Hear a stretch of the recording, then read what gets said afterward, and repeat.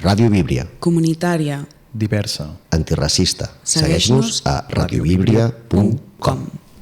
Hello and welcome to Intercultural Playground, where we explore ideas to shape communities. Today, we are diving into the world of game design and intercultural learning through the lens of a unique training experience that brought together passionate individuals from Bulgaria, France, Serbia, and Spain. These change makers, or multipliers, are not only learning but also spreading the power of games as a tool for education and connection. Let's meet them. Ràdio Víbria. Comunitària. Diversa. Antiracista. Segueix-nos a radiovibria.com. And here in the studio of Radio Vibria in Bulgaria, with me, we have Xavi, he's the technician. We have Soka, also from France. Hello there. Representing Intercultura. We have also Ioana, representing Infinite Opportunities for Youth. Здравейте, здравейте. And we have Alexander that is slowly coming because he is also recording video with us that is coming from Juventa from Serbia. Hello, Alexander. I give you time to say. Hello, everybody.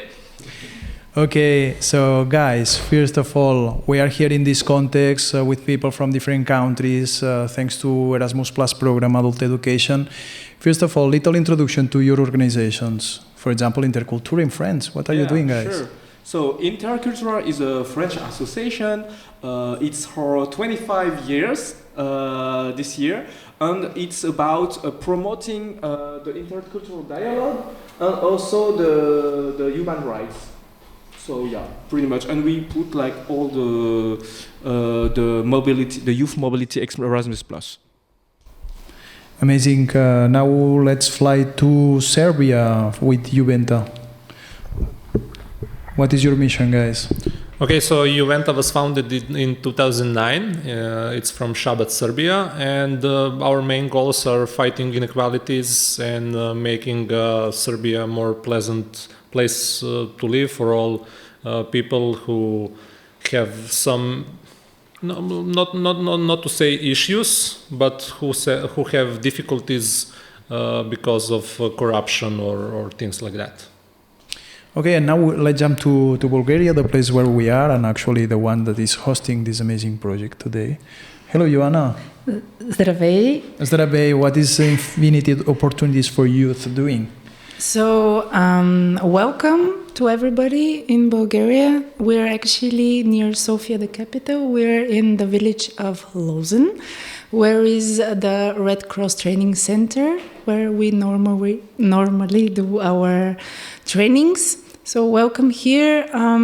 We are an organization that started working in 2010, and we are working in the field of human rights and more specifically gamification in education. We are talking about topics of discrimination, about equality of the roles, and about topics that are difficult for students or for teachers or parents to talk about, and we're making it fun through game. Amazing. And this is something that the four organizations that are here have in common, that all of us are specialized, let's say. We have had experience on game design before, and also that we work deeply on intercultural issues, right? Just to briefly introduce also my organization, La Vibria Intercultural. We are working in Terrassa in the region of Catalonia in Spain, and we are also promoting opportunities for young people, working a lot with European projects to connect people from all around the world, and also deeply working on promoting participation and critical thinking with young people. And one of the things that we used to do there is radio, so that's why today we decided to bring the radio here. It was a bit accidental because the suitcase with the radio got lost somewhere in Vienna when we came here, so they didn't have time to send to Sofia, and it just arrived in the right moment so we can have this little podcast all together. All was planned, actually. Guys, explain to our audience what we are doing here actually. Who wants to explain? I can explain a bit then. So this is a project called Intercultural Playground. that the aims is about creating a board game that talk about interculturality, and it's a board game with different countries. So as you can see, France, Serbia, Bulgaria, and Spain. And we are today working on getting some feedbacks to improve the game, try to multiply the events in the different country with some youth worker and stuff like that. Exactly. So the main point of our project during 1 year it was to create a tool, to create a game that can help us to tackle interculturality with our groups. But tell us also a little bit other experience you had in game design, because I know, for example, in Bulgaria you have a very nice example. We got in love with your project, with your game Barabar, and this was our first connection point, by the way. Yeah, so Barabar is one of the games that we got to dig into the gamification topic a little bit deeper, and it's as well about interculturality, and is as well about cooperative games. So in this term, Intercultural Playground, we get to share about our identities, about breaking stereotypes, when we get to know each other better, not only the cover. And this is something that we did as well in our other games, like Carles mentioned. Barabar is one of them. We're using people from different backgrounds, like science, people that are activists or entrepreneurs, and we use their superpowers to fight with different challenges in the world. So in terms, we save the world in our Barabar game. Amazing. So with these beautiful words, we finish here this first package. As we explained you in the beginning, we have 20 people in all the team, so we want all of them to pass by our podcast. So thank you very much, guys, for this little introduction. Thank you. Благодаря. De rien. And let's continue with our podcast today in Bulgarian Intercultural Playground. radiovibria.com, el teu podcast social. So we continue in Intercultural Playground, and now with a new team of people. We have Rally from Bulgaria. Hello, Rally. Hi, everybody. We have Anna from Georgia, but also from Spain, coming from La Biblia. Hello, Anna. Hello. And we have also Solène from France. Hi, good evening. Guys, explain us. We have already spent 2 days here. Well, it was only 2 days, but it seems that we spent already a week here because it was very, intensive sessions and creation and debates and so on.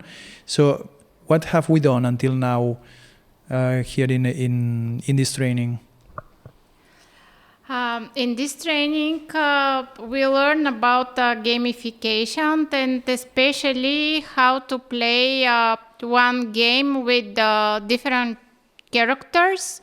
Different characters are, for example, refugees, migrant, or local people. And they pass through different circumstances, and they should resolve these circumstances. What was Solène, for you, the most interesting part of all the process we did? We start with some introductions on the topic that actually was delivered by you, by the way, and then we went through the gamification and through the game we have designed. So the most interesting thing was just to understand each other, how the game in the life, because we are so many people, so many different gamers, and we have different approaches. So it's very interesting to mix the point of view. So for me, it was the thing, just exchanges and go deeper and deeper on the game. It's good, Solène, that you didn't say that the most interesting thing it was your session. That will be a bit selfish, but it was okay. No, but actually going deep on the topic, so your session, it was about identifying what prejudices are, what stereotypes are. Yeah, to help to clarify this concept, right, in the beginning. Before to go deeper into the game, we had to understand to agree about to understand the same things about the words we use, like culture, identity, discriminations, prejudices, and stereotypes. So it's very important to understand each other because these words are polysemic, so many things, and following your background, you will interpret this word in a way. So it was important to do this kind of exercise to go deeper in the game. Yeah, and actually it was very useful session to clarify all together. And actually, Anna, we are very happy to have you here tonight because you was with us since the beginning. You follow all the project, all the process. So can you explain us shortly how was the process till now to have the game ready for this event? If you want a short explanation, very good. But it was actually very fun. It was my first time doing something like this, and also with so many different people. We were 4 countries, 4 organizations working together, and creating something together in an offline and then online space can be a difficult challenge. Especially working with topics like interculturality, migration. Solon, you also mentioned that talking about these topics, it can be challenging because first you need to agree on same concept, same definition.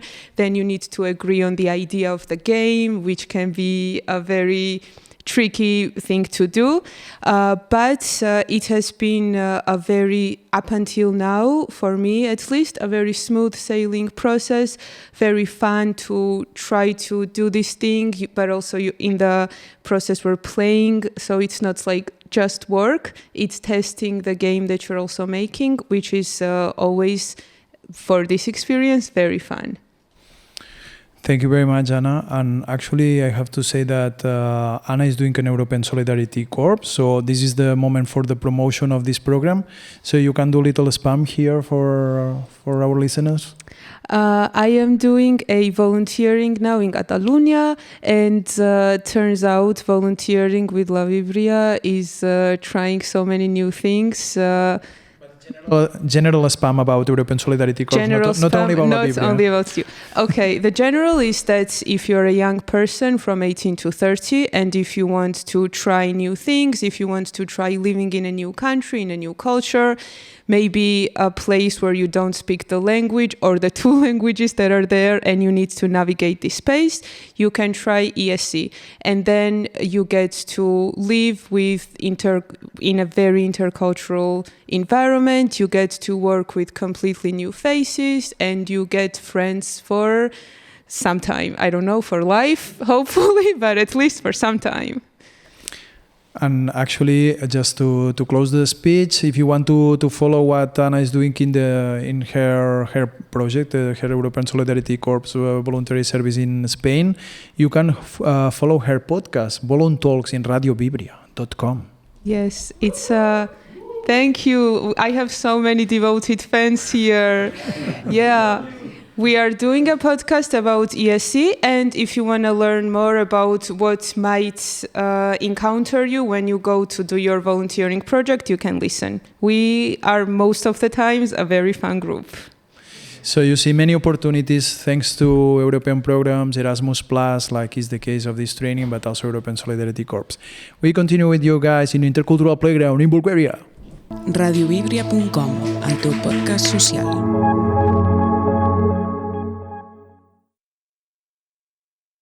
Ràdio Víbria. Comunitària. Diversa. Antirracista. Segueix-nos a radiovibria.com. And now, with Xavi and with Carlas in the studio, we have also Marta from Spain. Hola, hola. Hello. We have also Marco from Serbia. Hello, guys. And we have Isabelle from Brittany from France. Bonjour. Bonjour tout le monde. And guys, we came here to play. We came here to talk about games and to see how games can help us to work on serious topics. So my first question is, what have we played actually? Have we played any interesting game for you during this, for the moment, only 2 days? Well, we played a game a whole new game that doesn't really exist yet, but basically it's a game which kind of, I don't know any games that are similar to this one, but basically it's a game of like it was mentioned before, there were different characters which have migrant backgrounds, and they have different circumstances they're going through. So every player gets a different character and has different missions that they have to go through. So by going through this game and the whole process, players kind of raise the awareness of what actual migrants and people who come to the new country go through, and which problems they face. And also there's a space in the game for discussions where we can share our own experiences, and also there's a whole aspect of the game which is just having fun and having different twists and interesting funny parts to it to kind of make it even more fun. Oh, thank you, Marco. You summarized very well, even if you was afraid in the beginning to answer, but you summarized very well. And actually, I can ask to Isabel, because I know that you use games sometimes in your daily work as a youth worker to work on different topics. So how you use gamification in your daily work with young people? Well, this is a way to make a difference with school. What kids or students are used to know when they're at school since they're little, because most of the time adults tell them what to think, what to understand, and they are just listening to the teachers, to the adults. In playing, they take part. Really, they can, as you say, Marco, they can be in the body, in the skin of someone else. They can feel emotions, and you don't need just to think in an intellectual way to understand what the other live, as migrants, but you need to feel emotion to really understand what the other feel and to feel close to them.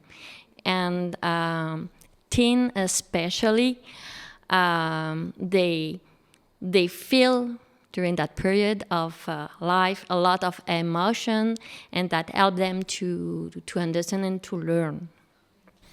Thank you, Isabel. And actually, table games have actually this power, no, to make the people sit together, very close, to open themselves. So it has a special power. In every of our countries, the approach with playing table games is very different. We know, for example, in France, it's something very popular. You produce a lot of games for all Europe every year and for all the world. But in other countries, it's not that common. So, for example, in Spain, we don't play that much as you. So one of the persons we have here in the table, actually, Marta, she have participated in a serious video games development. So I wanted to ask you also about this experience, how you tackle serious topics with video games. Well, I want to add that they introduce new tools to the education is very important, because we need to experiment new things, not only with the teacher's dialogue. So they discover new tools to I don't know how to say it. Like with non-formal education, for example. Yeah, no? Of course, yeah. So we can try it, we can play, and it's a very important tool to learn new things in a different way.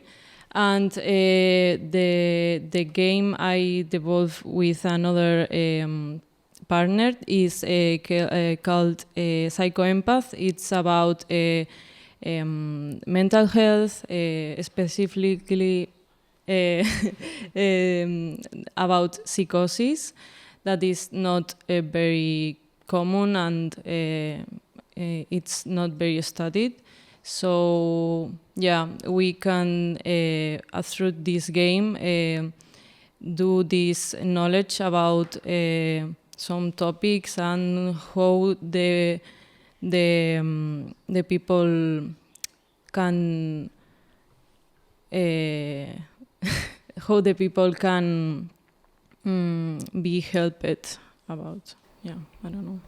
Okay, so we see that we can, thanks to games, to video games, to table games, board games, we can work on serious topics, and this really makes a big impact on young people.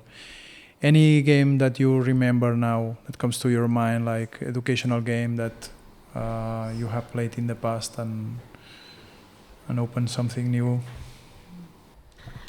In France, in the youth information centers, we often use a game called Câlin Malin. It's funny hugs. It's a way to speak about sexuality with young people from the age of 14 to the age of maybe 25 years old. And they have challenges, there are some quiz and other things to do together, different actions and questions. And we can play with just a group of girls or with a group of boys on both. And we can select some question and action depending the age. We are not going to speak about pornography with the youngest, but it's really a very good way to speak about that because there is no spaces, to speak about that without being judged. And through the game, there is a good atmosphere, there is no judgment. You don't speak about yourself, but you speak about something that every teens or young people need to talk about. And after the game, all what has been said during the game, stay in the game. radiovibria.com, el teu podcast social.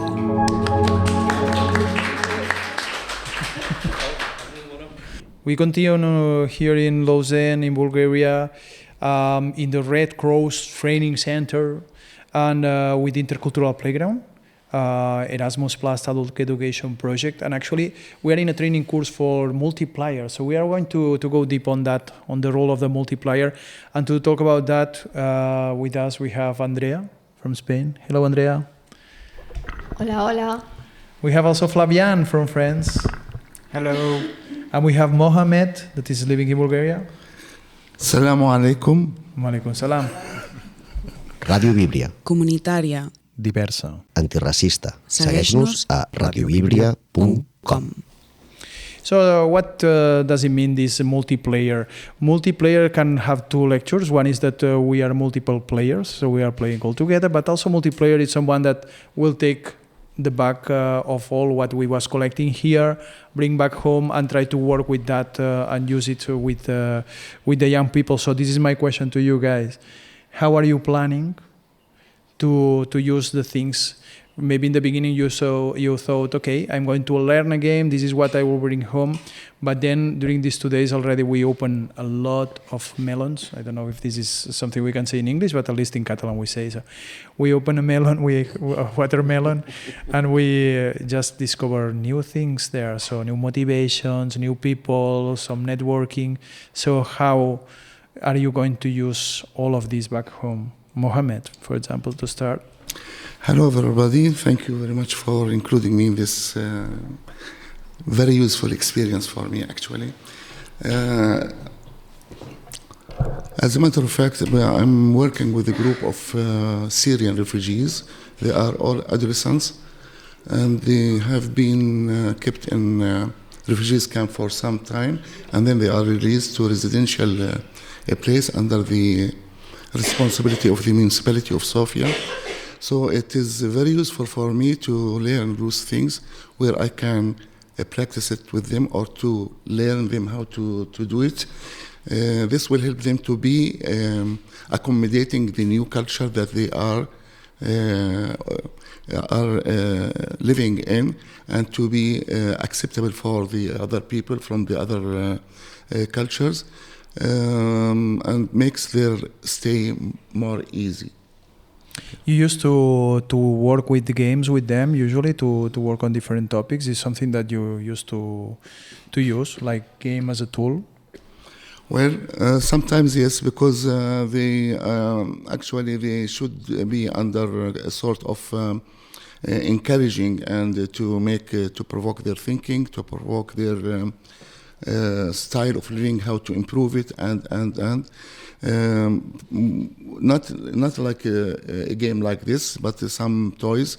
I used to start with them by telling a story to attract them, and then we start playing a game. The aim of the game is to be as a participating member of the group or the society or the community, and this will help them for interacting with each other positively.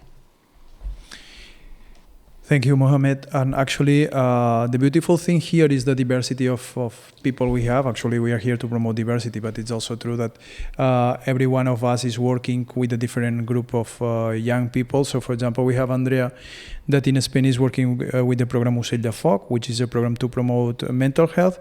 But also you work with the collectives that have a migrant background to work on different topics. So my question is for you, how you are planning to use that later? I was thinking that we can try different ways of playing with the group, and I really want to try with them. I don't know exactly what way I will use to play with them, but I think it will promote dialogue. And it will be a very good tool to know each other, because most of the people that are in the group, they start to knowing each other, but I think it will help to go deeper and to promote empathy also. And I really want to try it for some groups I have in mind. What is the profile of the group? It's really diverse, because we have some migrant people, also local people, and all of them have some emotional background that they want to speak about. And I think it will help to feel more comfortable with each other if they know better what about the history of the other ones who they are sharing too. Thank you, Andrea. And we have with us also Flavian, third person and third collective that is totally different than the other ones, because you work in the Maison Bleu, and actually the people you used to work with is younger, right? Yes, they are children between 6 and 10 years old.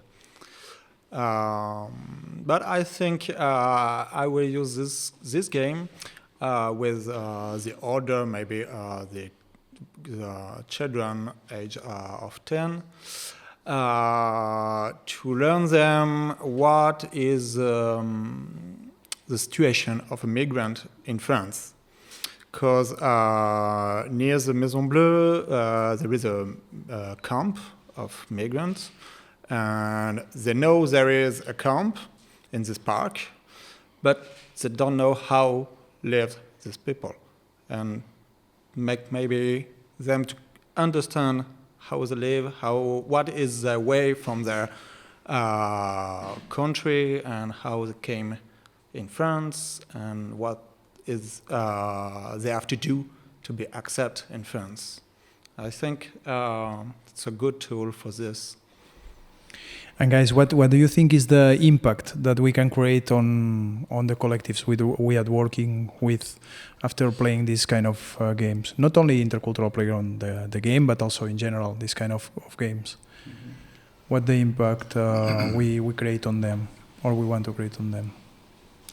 Well, as I said before, that those children their ages are ranging between 7, 9, or even 10 up to 18 years old. They are supposed to stay in this residential place until the age of 18, and after that they have their official papers, and they are free to to move to the external world, I would say, and this will be impacted in a way that they will be acceptable, or to accept and to be acceptable from the surrounding society and the surrounding community.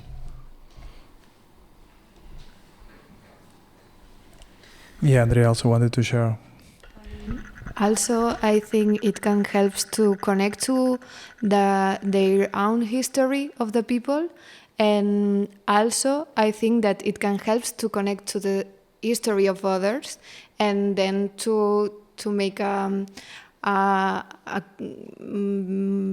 most or a little bit more good community to share and to be, and that's it.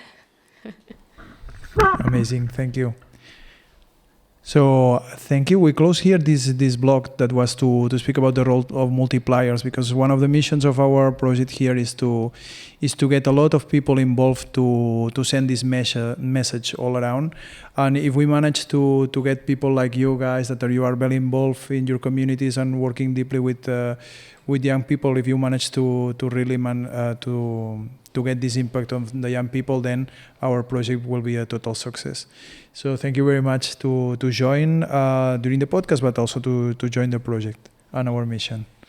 Thank you. Gracias. Thank you. Radiovibria.com. It was amazing. Ràdio Víbria. Comunitària. Diversa. Antiracista. Segueix-nos a radiovibria.com.